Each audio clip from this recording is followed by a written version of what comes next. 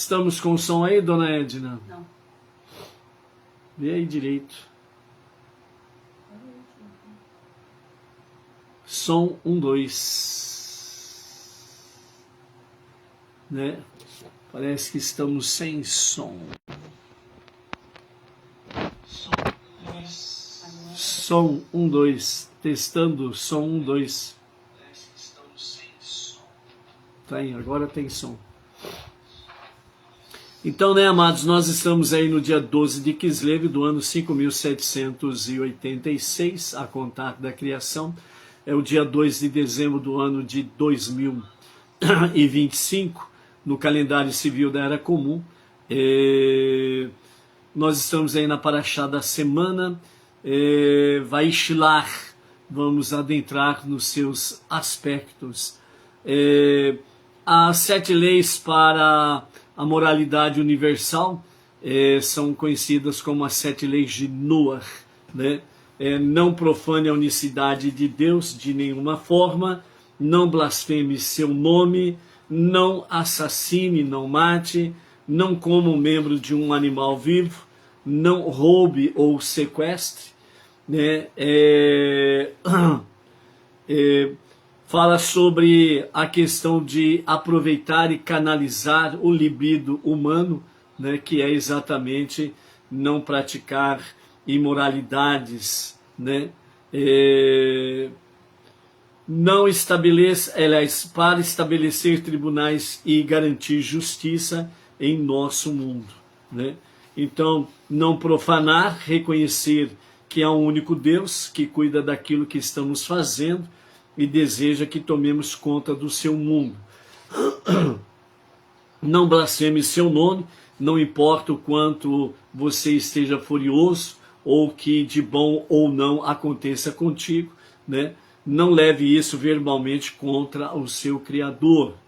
Não mate. O valor da vida humana é imensurável. Destruir uma única vida é como se destruísse o mundo inteiro, porque para aquela pessoa o mundo deixou de existir.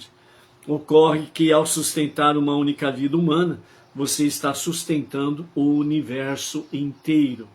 Não coma um membro de um animal vivo, respeite a vida de todas as criaturas de Deus. Como seres inteligentes, temos um dever de não causar sofrimentos indevido a outras criaturas. Não roube, quaisquer que sejam os benefícios que você recebe neste mundo, assegure que nenhum deles seja às custas indevidas de outras pessoas. Aproveite e canalize o libido humano, que é exatamente não praticar incesto, adultério, estupro, relações homossexuais. A unidade familiar é a base da sociedade humana. Sexualidade é a fonte da vida e nada é mais sagrado que o ato sexual. Assim também, quando degradado, nada pode ser mais baixo e destrutivo ao ser humano. E a 7ª lei de Noah: estabeleça tribunais e garanta justiça em nosso mundo, né? Com todo e cada pequeno ato de justiça, estamos restaurando a harmonia ao nosso mundo, sincronizando-a com uma ordem sobrenatural. É por isso que devemos manter as leis estabelecidas, né? E também para a estabilidade e harmonia do país, né? Então, estarmos realmente conectados com as 7 leis de Noah, que é uma das formas de nós transformarmos, né, o nosso mundo para ser a moradia de Hashem, ok? Daqui a pouco nós estaremos trazendo, né, um testemunho que abrange, né, realmente famílias, né, na cidade de Erechim e Itatiba do Sul, né, no Rio Grande do Sul. Vamos trazer aqui um testemunho de algumas famílias com referência àquela tempestade que aconteceu, né, no dia 23 de novembro, né, granizo, pedras de granizo do tamanho de bola de de tênis, né, tênis de campo, realmente foi uma grande tragédia que se abateu ali, ok? Daqui a pouco vamos falar sobre isso. A Parashá Vaishilar, né, significa ele enviou literalmente, que se refere ao conceito de Shelichut, o envio de um emissário ou representante, Shelichut. Em um sentido mais amplo, todos nós somos Sheluchim, emissários do Todo-Poderoso. Ele colocou nossas almas dentro de nossos corpos para realizarmos uma missão aqui na Terra. Cumprir as mitzvot da Torá, que estão englobados junto com as 7 leis de Noé, e influenciar positivamente o ambiente onde nós moramos, onde nós habitamos, onde trabalhamos, etc. e tal, ao qual nos inserimos de forma que o mundo físico se torne uma moradia para Deus. Mais especificamente, para que cada Shelichut afete o mundo exterior, a pessoa deve se dividir em 2 fases. Primeira, quando o judeu está longe da sinagoga e da casa de estudo, ele espalha a luz do judaísmo para o meio que o cerca. Ou seja, a lição que fica para nós, Benenô, é que depois que nós nos retiramos das nossas comunidades, das nossas sinagogas, Benenô, e vamos para a nossa vida secular, nas nossas atividades seculares, né, nós precisamos continuar emanando luz da Torá, da presença divina, né? Nós precisamos continuar falando do monoteísmo com um fundamento judaico e orientação rabínica, ok? A segunda questão ele não se satisfaz com a Shelichut que está realizando e se empenha em formar mais Sheluchim, né? Ou seja, outros que também serão imbuídos de entusiasmo para difundir Torá, judaísmo, Benei Noach e assim sucessivamente. Estas 2 fases são aludidas nas 2 porções Vayetse e Vaishlach, que é a Parashá de hoje e a Parashá passada. Na Parashá Vayetse, quer dizer ele partiu, Yaakov deixou sua terra natal em uma Shelichut, para influenciar um ambiente que era estranho ao judaísmo. Em Vaishilar, a nossa parashá desta semana, quer dizer, ele enviou, aludindo à segunda fase da Shelichut, na qual um Shaliach não está satisfeito com as suas próprias realizações e inspira outros a se tornarem Sheluchim.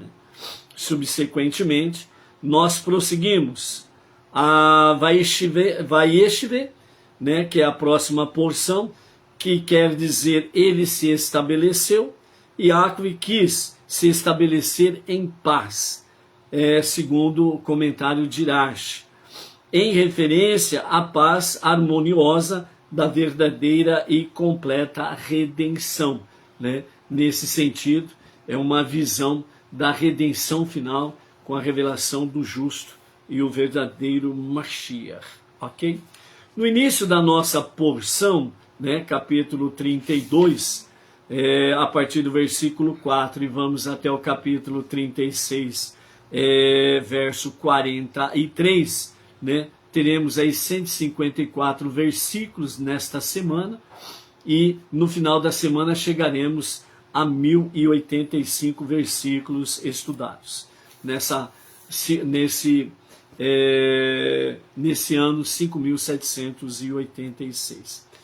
Então, quando nós temos aí no início da nossa parashá, né, sobre a questão Yaakov enviou anjos à sua frente para o seu irmão Esav, né?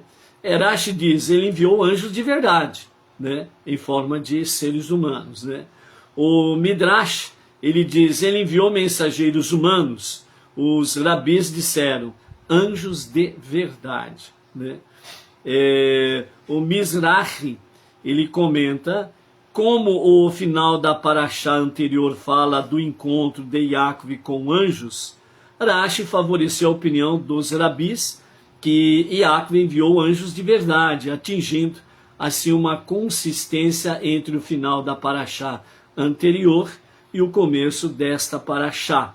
Ambas estão falando de anjos, né? Então realmente, né, Iacve enviou anjos ao encontro de Iacve, né, e aqueles que estavam vindo com ele, 400 guerreiros, 400 generais, né? Há um comentário que cada general tinha centenas de soldados sob o seu comando, né? Então não era apenas 400, né? Eram mais do que isso, muito mais do que isso.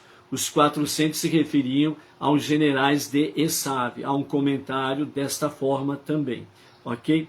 Então, nesse sentido, né, os ensinamentos racídicos, eles dizem o seguinte: entre a outorga da Torá e a redenção final, dois tipos de elevação espiritual precisam acontecer.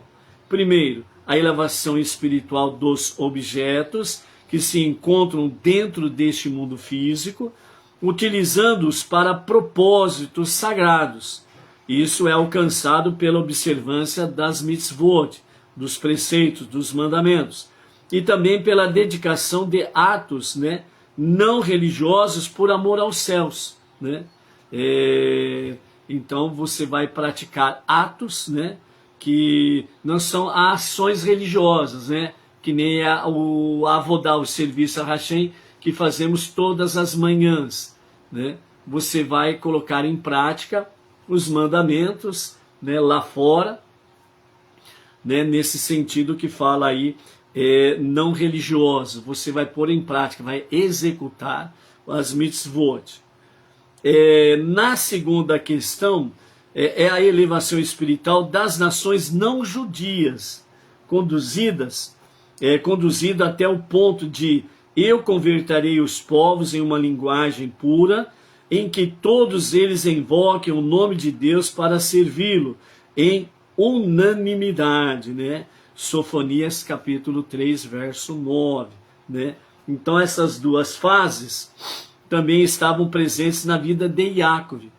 Enquanto vivia na casa de Lavã, Iacve observava as 613 mitzvot, correspondendo então ao item A, que nós vimos aqui, a elevação espiritual dos objetos. Tudo que ele fazia, o seu trabalho, etc. e tal, né?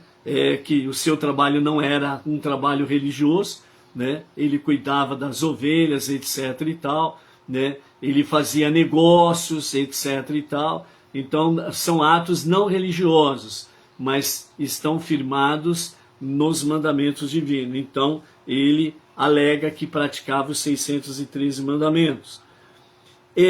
Iacve tentou elevar espiritualmente Esav, que representa as nações não judias, enviando-lhe anjos presentes e palavras conciliadoras, correspondendo então ao item B, que é a elevação espiritual das nações não judias, que Esav naquele momento estava representando, as nações não judias, ou seja, Iacve. Quem é Iacve? É aquele que foi chamado de Israel, certo? Dentro desse aspecto. Então, Iacve é o povo judeu, Iacve é Israel. Então, Iacve, Israel, povo judeu, envia a Esav anjos e palavras de conciliação. Ou seja, Iacve está enviando para as nações não judias palavras de conciliação e palavras e anjos para ajudar na jornada monoteísta com fundamento judaico e orientação rabínica. É isso que quer dizer, ok? Então, por isso, somente então a missão espiritual de Iacve se completara, habilitando-o a retornar para a casa de seu pai na terra de Israel, correspondendo à verdadeira e completa redenção, né, que se aplica realmente a Geulá, né, a redenção final com o justo e o verdadeiro Mashiach, né? Nesse aspecto aqui, em que fala realmente sobre a missão espiritual de Yahweh entre as nações, porque ele envia anjos e palavras conciliadoras para Esav, que representa as nações não judias. Dentro dessa visão racídica, né, isso daí significa que no momento em que se completar realmente, verdadeiramente, esta missão dos Sheluchim, ou seja, dos rabinos judeus, né, que estão entre as nações, trazendo o monoteísmo com fundamento judaico e orientação rabínica, as 7 leis de Noah. Quando eles completarem esta missão, eles vão retornar para casa, ou seja, vão retornar para a terra prometida, ok? Vão retornar para a terra prometida. Por isso, né, você observe, o judaísmo está se expandindo nos 4 cantos da terra, bem como também nós estamos vendo o movimento Benei Noach crescendo, né, rapidamente, assim como também nós estamos vendo que essa expansão, né, do monoteísmo com fundamento judaico e orientação rabínica, ele está cada vez mais real e presente em todos os países e vai se alastrando. Nesse sentido, vai se alastrando cada vez mais, de fato, né, a missão de Yaakov entre as nações. Então, a palavra da Torá, ela está se fazendo acompanhar também com os malachim, os anjos, que estão aí realmente nessa nossa jornada do dia a dia aí, ok? Na visão, né, racídica, sobre a questão do envio de emissários, né, missão, representação, né, que está conectado com Sheluchim, né? Então, o versículo-chave é exatamente o capítulo 32 de Gênesis, né, o verso 4. Enviou Yaakov malachim. Então, no original está escrito malachim, ou seja, mensageiros, que também essa expressão se refere a anjos, malachim, diante de si a Esav, seu irmão, né? Então, falando, ou literalmente falando, ou mensageiros humanos enviados com uma missão específica, ok? Por isso que, devido a essa questão. Então, Rashi, misericórdia,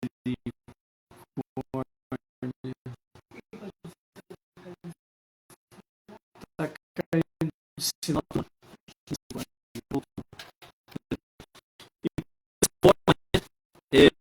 Tradição pacífica e também um modelo para todas as gerações nesse aspecto. Então, o que significa, ou o que é Shelichut na Torá? No conceito na Torá, Shaliach é alguém que age como o próprio emissor, ou seja, quando Yaakov envia um Shaliach, um emissário, é como se ele próprio estivesse chegando junto com aquele emissário. Ou seja, o Shaliach, ele seria o próprio Yaakov, certo? Isso nos ensina alguns aspectos importantes para nós estarmos visualizando. Primeiro deles, missão com identidade. O Shaliach não leva apenas uma mensagem, ele leva a essência, não da mensagem, mas ele leva a essência do emissor, quem o enviou. Então, por isso, quando alguém é chamado de Shaliach, emissário, enviado, ele não é enviado por si mesmo. Ele é enviado por alguém, é um Shaliach. E nesse aspecto, sem sombra de dúvidas, ele está representando a pessoa que o enviou. Por isso, os emissários Benei Noach Brasil, né, eles representam o Rav Yaakov Geranstad. Então, se os emissários né, Bnei Noach Brasil, que tem como liderança o Rav Yaakov Gerenstadt, certo? Fica aí que nem macaquinho, pulando de galho em galho em tudo quanto é rabino por aí afora vai, mesmo fora da nossa linha, da linha Rabad, que o nosso Rabino Yaakov, ele faz parte, né?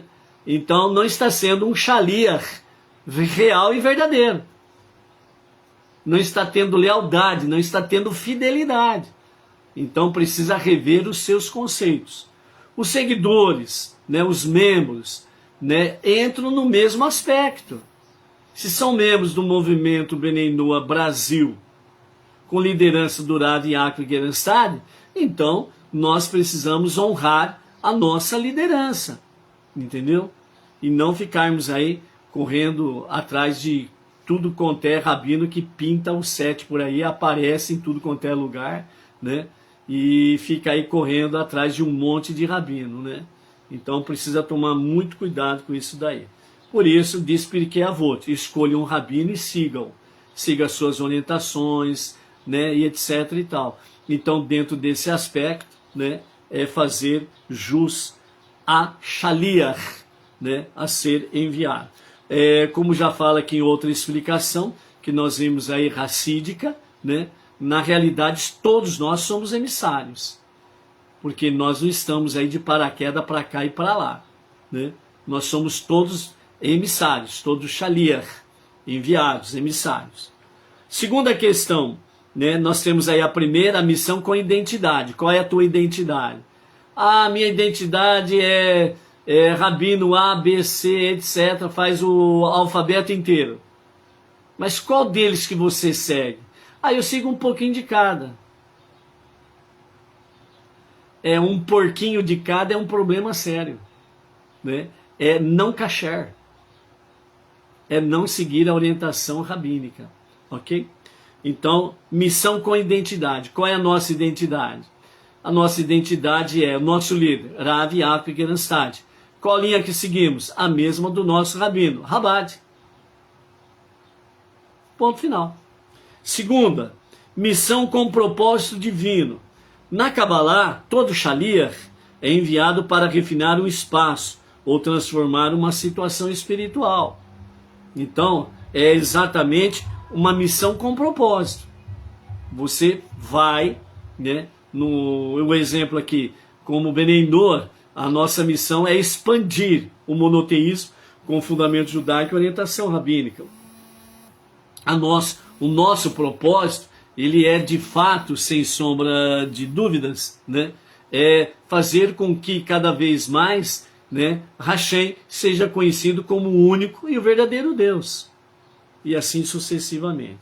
E a terceira questão é missão com coragem, né? Yaakov enviou emissário para Esav, alguém potencialmente perigoso.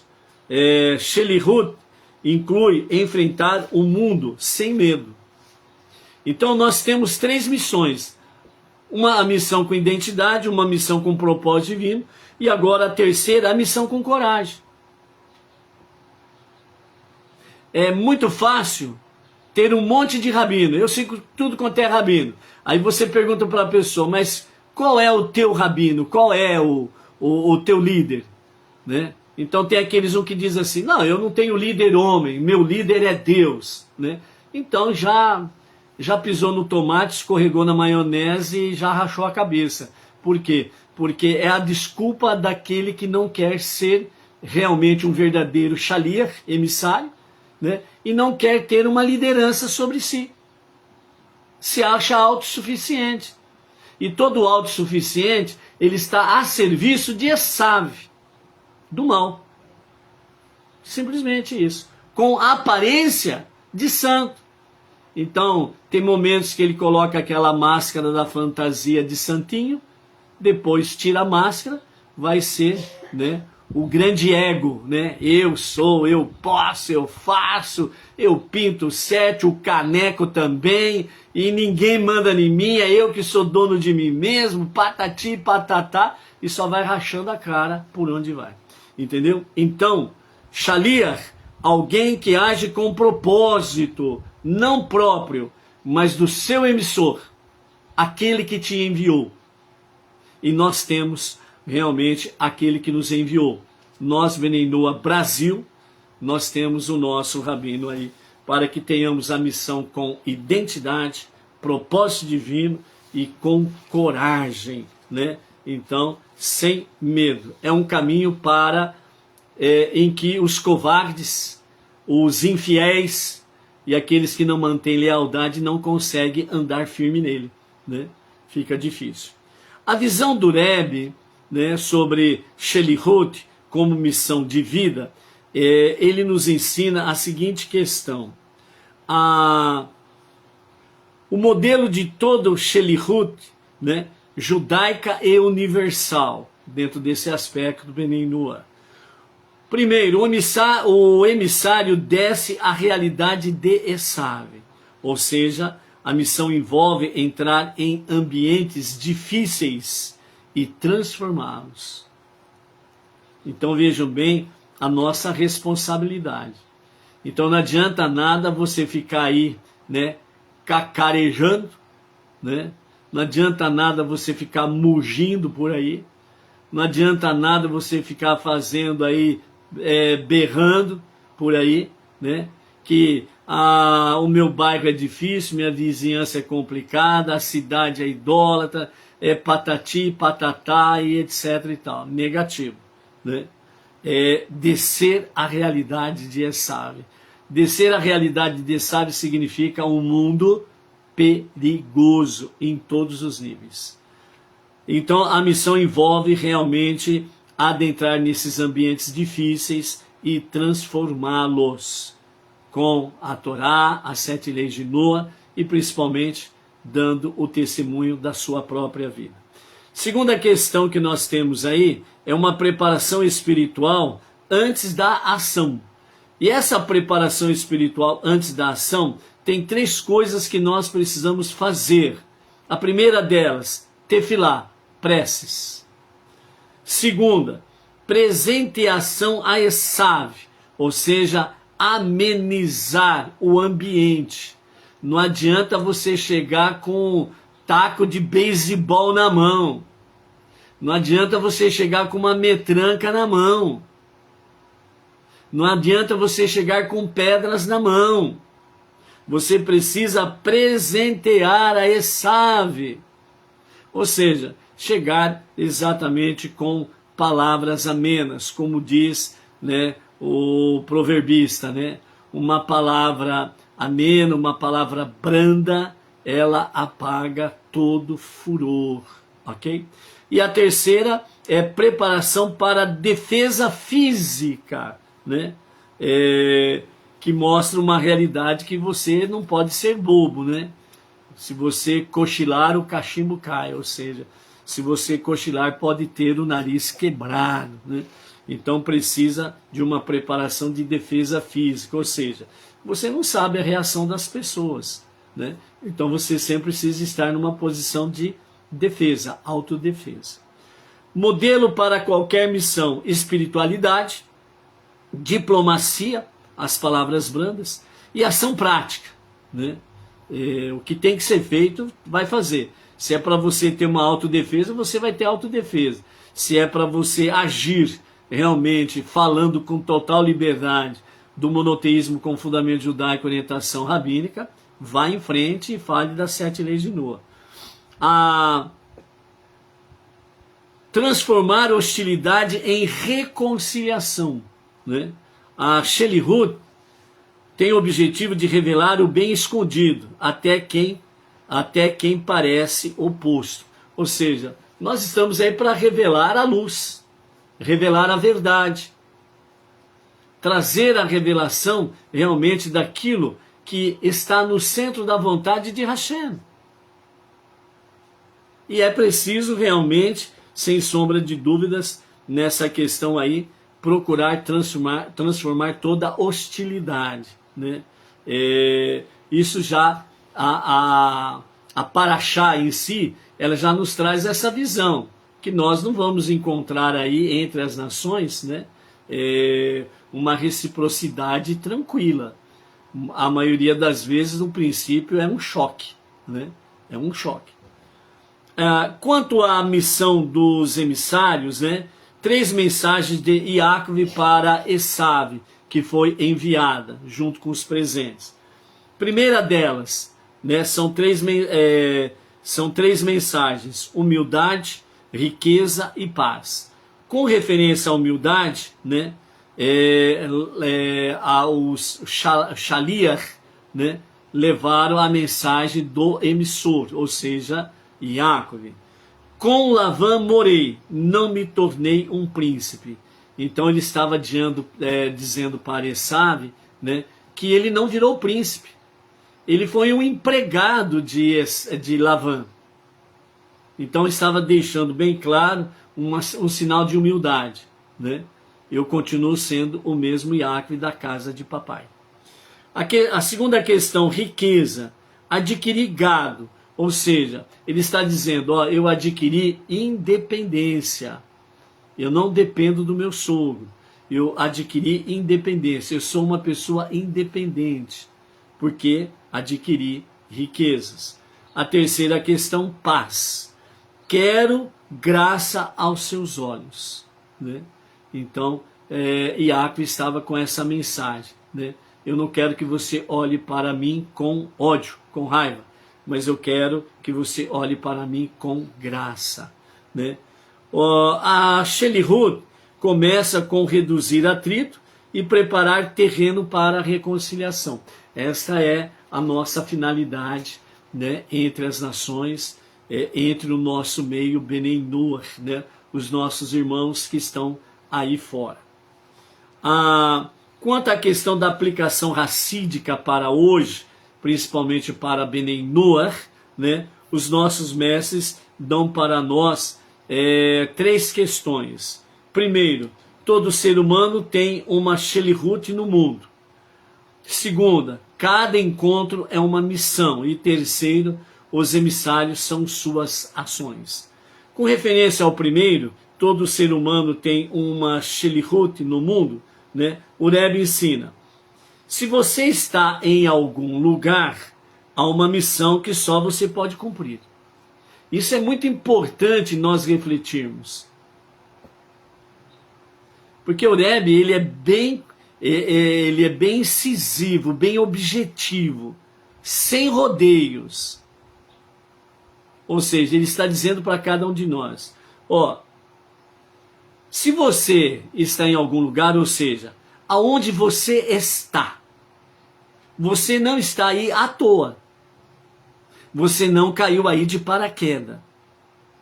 Se você está aí, é porque há uma missão que só você pode cumprir. Ninguém pode fazer por você. Ninguém vai fazer no teu lugar. Então, por isso, é necessário que o Benei Noach ser luz entre as nações, promover moralidade, justiça e bondade, viver a ética universal, representar Hashem no mundo prático, através de atos, através de ações, ok?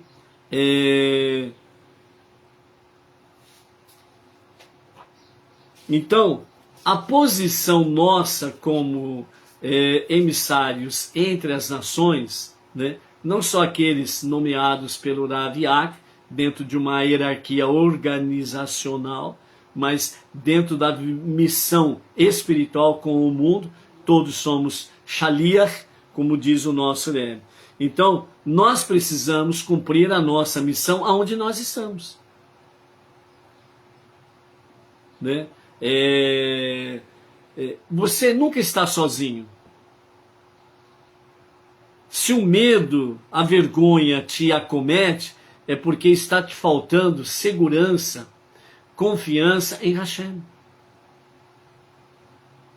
Ou seja, quando nós temos realmente, né, Shiviti Adonai Lenegadi Tamid, né, ou seja, eu tenho sempre o eterno Hashem diante de mim.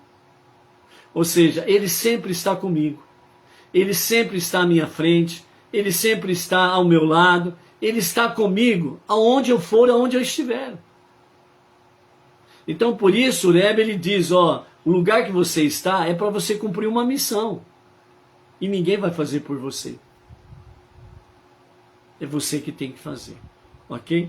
E para o Beneinô, ele precisa ser luz entre as nações, promover moralidade, justiça e bondade, as 7 leis de Noah de forma geral, viver a ética universal, viver de forma moral, ética e espiritualmente, né? De forma agradável a Hashem, mesmo que as pessoas não gostem, representar Hashem no mundo prático, através de atos, de ações. É requerido de cada um de nós. A segunda questão é, cada encontro é uma missão, diz o Rebbe. Assim como Yaakov e Esav representam, né, o que eles representam? Yaakov representa a alma e a espiritualidade. E Esav, ele representa o mundo físico, o impulso e a matéria. Todo encontro com o mundo físico é uma oportunidade de Shelihut, ou seja, elevar, organizar e purificar o nosso meio ambiente, aonde estivermos, né? Então, cada encontro é uma missão, diz o nosso Rebbe. Significa que cada momento que você encontra alguém, que você se encontra em um determinado lugar, ali você tem uma missão a cumprir. Por isso, coloque sempre o Eterno diante de você. Não tenha dúvidas que Ele está com você. Isso faz com que o medo, a dúvida, a incerteza, a insegurança, ela te abandone. E você permanece firme para cumprir a sua missão. E a terceira questão nos fala sobre os emissários, são suas ações. Toda boa ação é um emissário que você envia ao mundo. É a questão da multiplicalidade, né? À medida que você vai multiplicando, né, aqueles que vêm para somar dentro do aspecto do monoteísmo com fundamento judaico e orientação rabínica, né, você está multiplicando os emissários. E isso daí vai fazer com que mais e mais pessoas sejam alcançadas, ok? 4 pontos fortes que nós temos diante de nós. A Shelihut, ela exige identidade clara. Yaakov define quem ele é antes de relacionar-se com Esav. Então, esse primeiro ponto forte que o nosso Rebbe traz para nós, né, que exige uma identidade clara, é aquela questão: que rabino você segue? Eu sigo o rabino A, B, C, D, E, F, patati, patatá, e vai lá em todo o alfabeto. Precisa ter uma identidade clara. Quem é o teu rabino? O meu rabino é Rav Yaakov Geranstadit. Ponto. Se o meu rabino, o Rav Yaakov Geranstadit, ele fala sobre um ponto da Torá, um ponto de vista no mundo secular, seja ele qual for, aí vem um outro rabino e fala B. Eu desprezo o B, não que aquele rabino está falando algo errado, etc e tal. Não é isso. Eu desprezo essa opinião B e eu vou ficar com a opinião A, porque ela é do meu rabino, o rabino que eu sigo, a minha liderança. Então, o Shaliach, o emissário, ele precisa ter uma identidade clara. O que o nosso rabino faz, seus projetos, seus propósitos, são esses que eu tenho que defender. São esses que eu tenho que trabalhar, tenho que lutar para que esses objetivos sejam alcançados, juntamente com o nosso Rav Yaakov Geranstad. Entendeu? Segundo ponto forte, o Shelichut, ele envolve risco e coragem, né? Enviar emissários à frente, ou seja, risco e coragem. É o que nós corremos no nosso dia a dia, para sermos monoteístas, para termos um fundamento judaico. Nós vamos ser bem recebidos por todos? Lógico que não. Tem alguns que vão nos repudiar? Sim. Tem outros que vão nos xingar? Sim. Tem outros que pode chegar até uma agressão física? Sim. É o risco. Só que nós temos que manter a coragem. Não permitir com que adversidades A, B e C venham calar a nossa boca, venham calar o nosso testemunho, e assim sucessivamente. Terceiro ponto forte, a Shelichut transforma oposição em conexão. Nós precisamos ter a visão que aquele que a princípio está se opondo, amanhã ele pode estar somando contigo no mesmo objetivo, formando uma conexão e dessa forma realmente sendo mais um para o monoteísmo com fundamento judaico e orientação rabínica, mais um shaliach para poder expandir, né, o monoteísmo. E o quarto ponto forte, a Shelichut, ela é universal. Cada pessoa representa o Criador onde está. Então esse quarto ponto forte, que é universal, né? Cada pessoa, você, aonde estiver, representa o Criador. Você é um representante de Hashem. Você é um representante do único Deus Todo-Poderoso, aonde você está, certo? Então, por isso, né, é realmente a questão de Shelichut, Shaliach, o emissário, né, estar realmente com esses propósitos diante de si. É o que representa Yaakov nesse encontro com Esav, ok? Ainda, né, nas fontes do nosso Rebbe, né, a Parashá Vaishilach, né, e a questão Shelichut, né, o modelo de missão no mundo. Então, os pontos que o nosso Rebbe traz para nós com referência a isso. Malachim Mamash. Malachim Mamash. Ou seja, anjos literais, é a tradução. Demonstração do nível espiritual de Yaakov. Ok? Então, nós conhecemos o nosso Rav Yaakov Gerstad. Sabemos muito bem do seu potencial, do seu nível espiritual. Sua sabedoria, né? a sua moralidade, bem como também conhecemos, né? a sua passividade, né? Manso, né? Por assim dizer, né? Então, anjos literais, né? Demonstração do nível espiritual de Yaakov. Ou seja, né? O Rav, ele envia mensageiros, ok? E os mensageiros são os seus representantes. Por que Yaakov envia emissários se ele mesmo era mais elevado que os próprios anjos? Segundo o nosso Rebbe diz, porque Shelichut é o ato essencial de descer para transformar o mundo, algo que só é feito via emissários.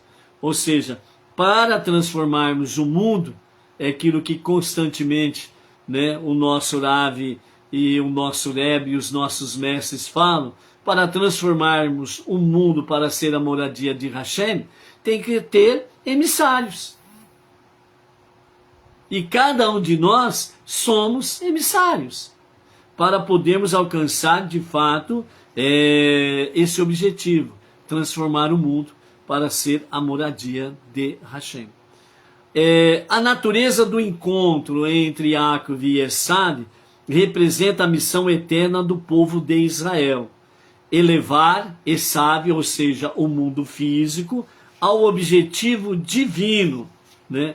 Que esse é o objetivo de Yaakov, elevar realmente Esav, as nações, ao divino, ou seja, às regiões celestiais, né?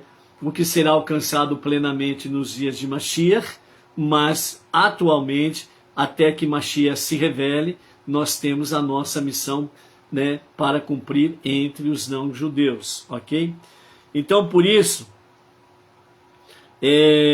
os ensinos principais com referência a essa estrutura da missão que nós temos diante de nós, então, Yaakov, ele adotou 3 estratégias: Doron, Tefilá e Mirhamá, ou seja, Doron, presentes, Tefilá, preces, e Mirhamá, que é exatamente a defesa, né? Estar pronto para se defender. O Rebbe explica que isso é um modelo para toda Shelihut: espiritualidade, Tefilá, conexão e suavização, diplomacia e bondade, ação prática e responsabilidade. A Shelihut deve ser completa e equilibrada, pois o mundo tem múltiplas forças, né? Então, em todos esses princípios, nós precisamos estar devidamente preparados e nos preparando dia a dia, ok? Sobre a expressão, né, de Yaakov, né, dizendo que ele esteve na casa de Lavã, né, e serviu a Lavã todo esse período aí, todo esse tempo, né? Então ele fala de uma forma, né, humilde diante de Esav, dizendo, né, com Lavã morei, né? Com Lavã morei, ou seja, ele está dizendo Im Lavã Garti, né? Com Lavã morei. O Rebbe explica: Yaakov diz a Esav que viveu com Lavã, mas manteve os 613 mandamentos, né? Então, com Lavã morei e mantive os 613 mandamentos, que ele fala exatamente sobre Garti, né? O ponto racídico diz: um shaliach só tem impacto no mundo quando mantém sua própria identidade intacta, né? Então, a nossa identidade como Benei Noach, que tem como líder Rav Yaakov Gerenstadet, que é um shaliach do Rebbe, que o Rebbe é um shaliach de Moshe, certo? Então, mantendo a nossa própria identidade, nós vamos cumprir com maestria a nossa missão. A missão falha quando o agente se dilui. Ela funciona quando o agente preserva a sua essência, a sua identidade, né? Então, é aquela questão. Uma pessoa pergunta, né, para você, né? Quem é o teu mestre, o teu líder, né? O teu supervisor, o teu mentor, né? Aí você fala assim: bom, eu tenho vários, né? Eu tenho fulano, beltrano, cicrano, o A, o B, o C, o X, o Y, o Z, e por aí afora vai, né? A pessoa que perguntou a ti, ela não perguntou à toa. Ela está buscando uma identidade. E se você mostra que você não tem identidade, mas você tem múltiplas facetas, a pessoa que te perguntou, ela jamais vai confiar em você. Porque se você não sabe nem quem você é, quem se aproxima de você vai confiar em você? Não.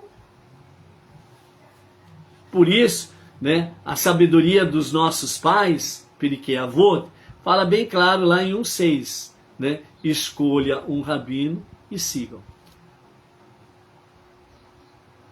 Aí você realmente mantém a sua identidade e ela não é diluída, ok?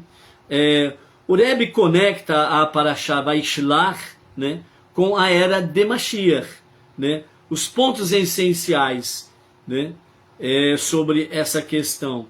O encontro de Iacove e Esav é protótipo da futura reconciliação dos dois mundos. Quais são os dois mundos? O mundo judaico e o mundo não judaico. A reconciliação dos dois mundos. Olha que interessante e fácil de compreender. Por quê? Porque o povo judeu, Israel, é a menina dos olhos, é a noiva, patati patatá.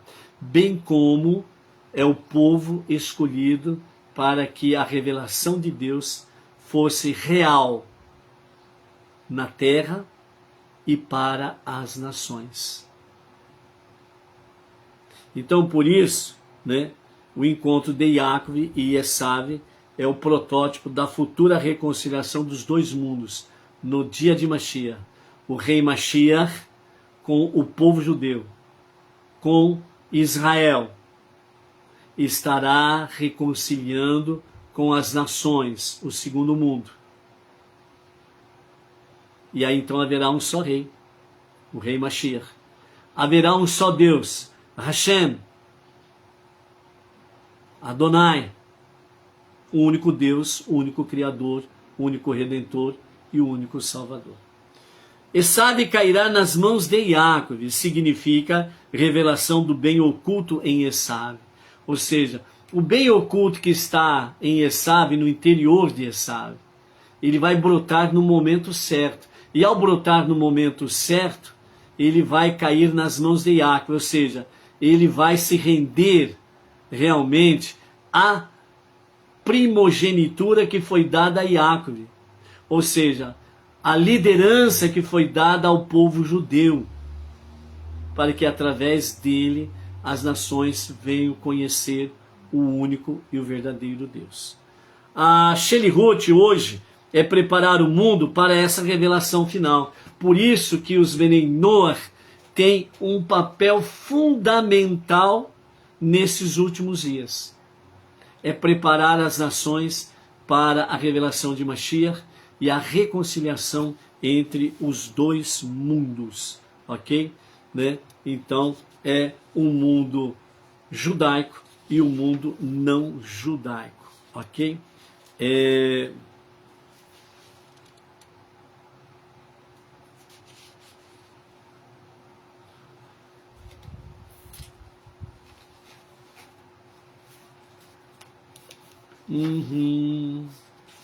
O tempo é curto e tem muita coisa para falarmos, né, amados? Então, deixa eu ver aqui.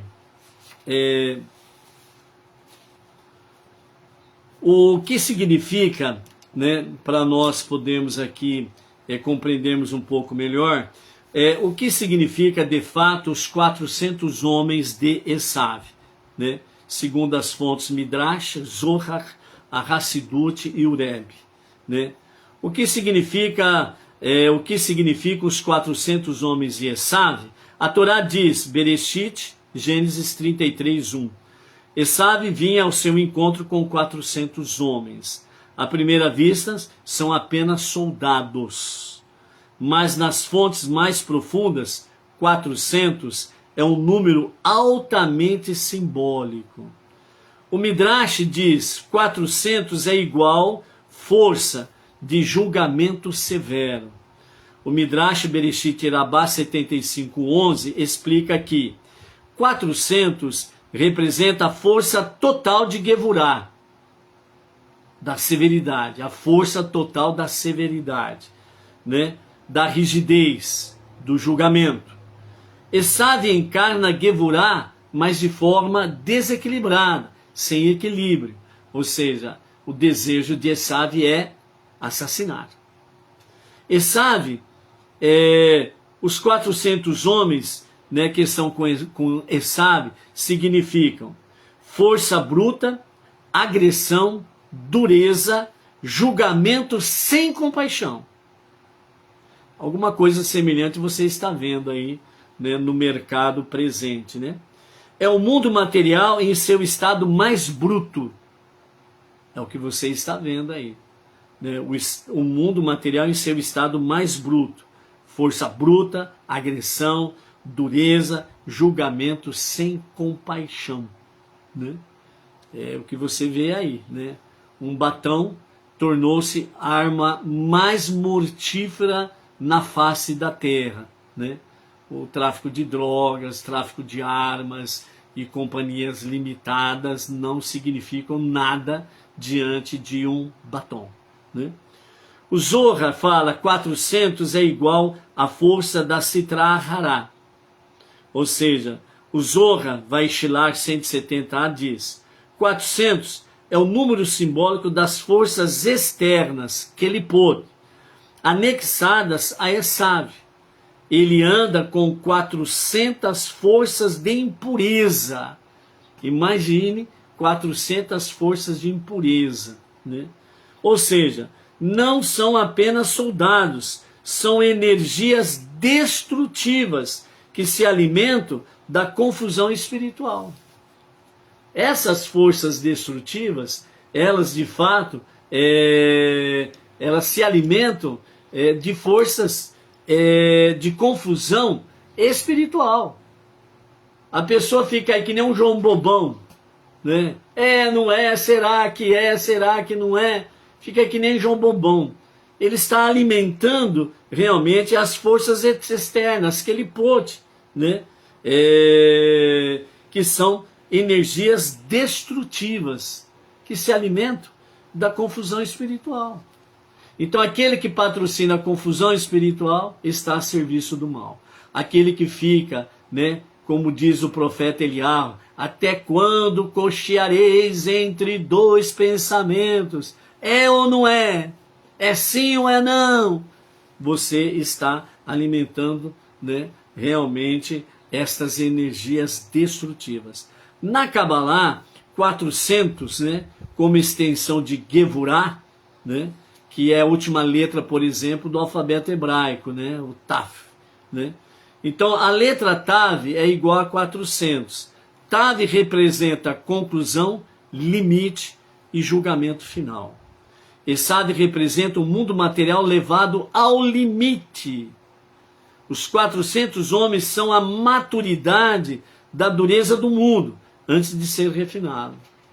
Ou seja, o mundo, ele, de uma forma simples para você entender, o mundo, ele será elevado à potência 400, força máxima bruta do que? Da agressão, da dureza e do julgamento sem compaixão. Então esse é o limite para essas forças destrutivas e aqueles que estão no serviço dele. Então, ao chegar nesse limite, a tendência é cair. Ou para ter chuvá, ou para a sua própria destruição. Esta é a realidade. Na Hassidut 400 é igual o campo de Esav. A Hassidut explica. Esav é o homem do campo, o mundo físico bruto. 400 homens é igual o campo em sua intensidade máxima. Yaakov representa, aliás, Yaakov, ele precisa confrontar 400 graus de materialidade e refiná-los com humildade, verdade, missão divina, equilíbrio entre Hesed e Gevurah. Por que equilíbrio entre Hesed e Gevurah? Porque se nós não estivermos vigilantes da nossa própria Gevurah, você sai com um taco de beisebol e fazendo entrar na cabeça de fulano, beltrano e cicrano, isso mais aquilo. Precisa de equilíbrio, de bondade e maldade. Hesed e Gevurah. Amor e falta de amor. Amor e ódio. Você precisa trazer isso para um equilíbrio, para que caia por terra o mal, o ódio, a raiva e etc. e tal.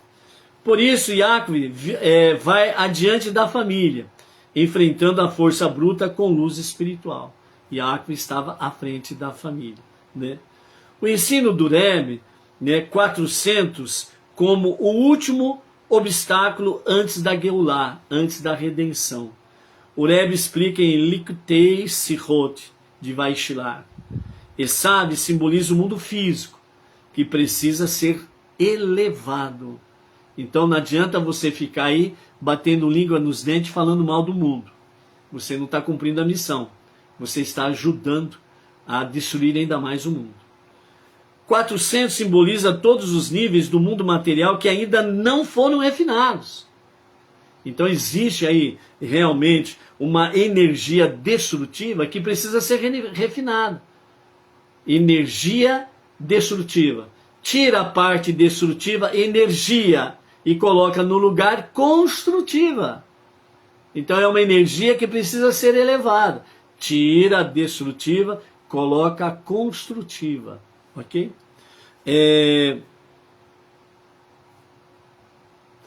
Quando Yaakov confronta esses 400, ele abre o caminho para a futura reconciliação, Yaakov e Esav, que acontecerá plenamente na era messiânica. Não somente literalmente Esav e Yaakov se reconciliarão, como também Esav representa as nações não judias. As nações não judias se reconciliarão com Yaakov, com Israel. Israel se reconciliará com Esav, as nações não judias naquele dia. Em outras palavras, 400 homens igual todo o material bruto no mundo, que no fim se dobrará à santidade. Né? Então, nós conhecemos de antemão quem será destruído, quem será vencido e quem permanecerá. Só se formos muito burros para escolhermos o lado que vai ser destruído, vencido e etc. Ok? Por isso, no encontro final dos dois de Esav e Yaakov, então Esav abraça Yaakov. Ele chora e suaviza, né? E se suaviza diante de Yaakov. É o que vai acontecer com todas as nações. Todas as nações vão abraçar o povo judeu.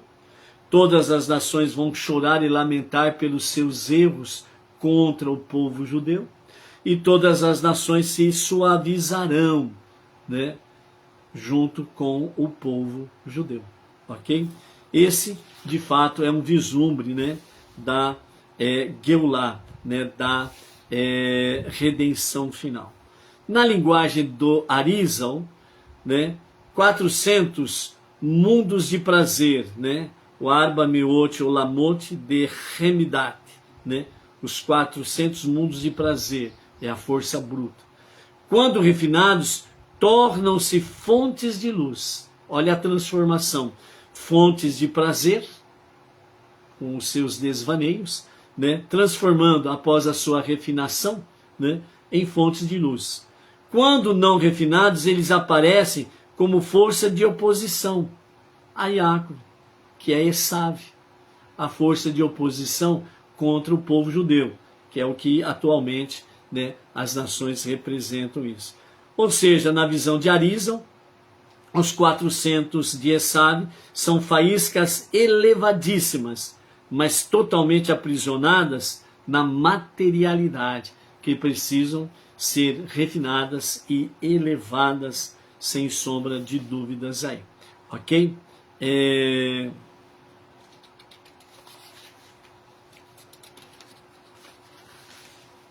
Já passamos do horário, né? Para nós finalizarmos aqui, quero deixar com os amados, né, a passagem de Bereshit, Gênesis capítulo 32, verso 11, que em hebraico diz assim: Katonti mikol ha-hassadim, mikol ha-emet. Sinto-me diminuído por todas as bondades e toda a verdade que fizeste por mim. Essa é uma das declarações, segundo os nossos mestres, uma das declarações mais profundas que nós encontramos na Torá, né? Então, dentro da visão Peshat, Rash, Rambana, Narmânides, Sforno, Zohar, Hassidut e a síntese do nosso Rebbe, o que nós temos aqui? No nível Peshat, né, que é o nível mais simples, Yaakov teme que já recebeu muita bondade nos dias que estavam com Lavã. Então ele declara: sou pequeno, fui diminuído. Porque tanta bênção pode ter consumido parte dos meus méritos e deixou-me mais vulnerável. Era isso que Yaakov estava dizendo nesta passagem de Bereshit 32:11, né? Ele se sentiu tão abençoado que ele se sentiu diminuído. Ele achou que tinha perdido todos os seus méritos, né? E por isso agora ele estava mais vulnerável, né? Diminuído, pequeno. Rashi diz: os méritos diminuíram. E ele explica: cada milagre recebido por um tzadik diminui parte de seu crédito no céu. Yaakov teme que, após tantos milagres, sobreviver, né, a Lavã, prosperar, receber anjos, né, formar uma família preciosa. Então, Yaakov teme que após tantos milagres aconteceu na sua vida, ele ficou em pele, ou seja, ele ficou com uma mão na frente e outra atrás, né? Graças, né, ele conseguiu uma roupa. Ele chegou apenas com a roupa do corpo no seu destino. E agora ele volta rico, né, com uma grande família, muitos servos, etc., muitas riquezas. Então Yaakov teme que após tantos milagres, né, talvez não restem méritos suficientes para protegê-lo agora diante de Esav, né? Narmandes ele diz: humildade real, não medo irracional, né?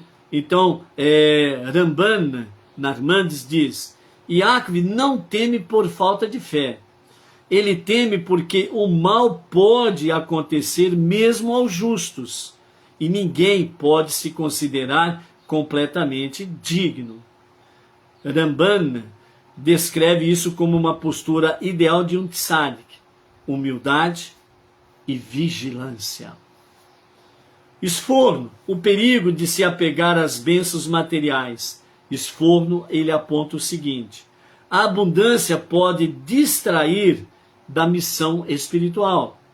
Yaakov teme que talvez tenha se apegado demais ao mundo material devido aos seus bens, e isso diminui sua luz. O Zohar, ele fala sobre a luz revelada, diminui luz oculta, né? Explica misticamente. Quando Yaakov recebe luz revelada, que é a Hesed manifestado, isso puxa para baixo parte da luz oculta que estava sendo acumulada, né?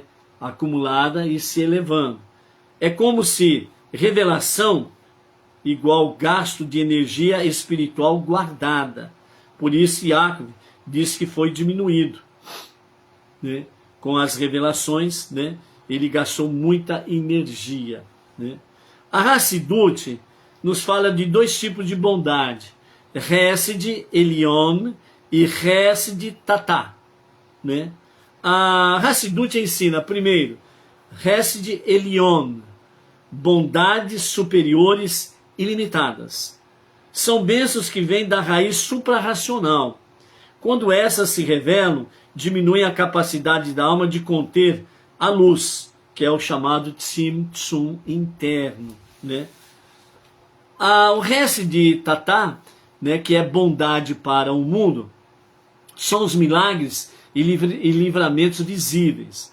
Yaakov percebeu que recebeu ambos, isso é, pequenezou, significa por humildade perante a grandeza divina, por perceber o peso da responsabilidade espiritual. Então, Hesed Tatá, bondade para o mundo, né, são os milagres e livramentos visíveis. E por isso Yaakov percebeu que recebeu ambos, né, milagres e livramentos visíveis, que é a bondade para o mundo, Hesed Tatá. Diante disso, ele se pequenezou, ou seja, ele se humilhou, ele não se prevaleceu, né? Por humildade perante a grandeza divina, que ele agiu assim, e também né, por perceber o peso da responsabilidade espiritual que estava sobre ele.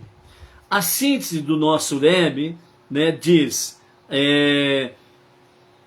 Yaakov não teme que gastou méritos, ele teme que ficou pequeno para a missão. Ou seja, ele acha que a missão se tornou tão grandiosa que ele se sentiu pequeno diante da enorme missão que tinha pela frente. Após tantos milagres, Yaakov sente: se Hashem me deu tanto, quem sou eu para administrar toda essa luz? Ou seja, quanto mais bênçãos, maior a responsabilidade e mais profundo a humildade do tzadik, né? Então o Rebbe diz: Katonte é o nível mais alto de grandeza, o nível do Mashiach, pois Mashiach é descrito como o mais humilde de todos. E acrescenta: Yaakov teve medo porque estava no momento de missão histórica, transformar Esav. Era uma tarefa que nenhum tzadik havia conseguido até então. E esse encontro definia o futuro de Israel, a direção da própria história e a base para a redenção final. Ou seja, a humildade máxima era necessária. Portanto, ele se humilhou não de forma superficial, mas muitíssima elevada, né? Qual é a aplicação, né, espiritual para o Benei Noach, né? A lição de Yaakov: quanto mais bênçãos recebemos, mais humildes devemos ser. A verdadeira grandeza é sentir pequeno diante da nossa missão. A humildade protege mais que méritos acumulados. Às vezes a pessoa fica preocupada com a questão de mérito e esquece da humildade. E a humildade, segundo o nosso Rebbe, protege mais que méritos. Então por aí você tira uma base dessa questão aí, ok? Então, amados, nós vamos ficando por aqui no dia de hoje, né? Temos aí mais coisas para trazermos aos amados no próximo shiur, com a graça de Hashem. Portanto, né, que fique a mensagem central aqui para cada um de nós, né? A humildade é um fator preponderante para que possamos realmente termos um escudo diante de nós. A humildade protege mais que méritos, como diz o nosso Rebbe Menachem Mendel, ok? O nome do nosso Rav Yaakov completo é Yaakov Gerenstadet, né? Que é o nome do nosso rabino e a nossa liderança, ok? Finalizando, né, quero deixar aqui registrado, né, o testemunho das seguintes famílias: o casal Orilde e Josepim, né, e a mãe Helena, que moram na cidade de Erechim, no Rio Grande do Sul, né? Próximo deles mora o filho Cleiton, a nora Denise e a neta Sara, né? E na cidade de Itatiba do Sul, né, ali está o casal Serenita e Adão, né, que moram ali em Itatiba do Sul. Lembrando que no dia 23, próximo passado, 23 de novembro, caiu uma grande tempestade nessa região. E a chuva de granizo foi muito forte, ventos fortíssimos, né? Quem acompanhou o noticiário viu realmente as tragédias que aconteceram nessas cidades, né? Então o testemunho da Orilde, né, em nome de toda a família, é exatamente o quê? Palavras dela,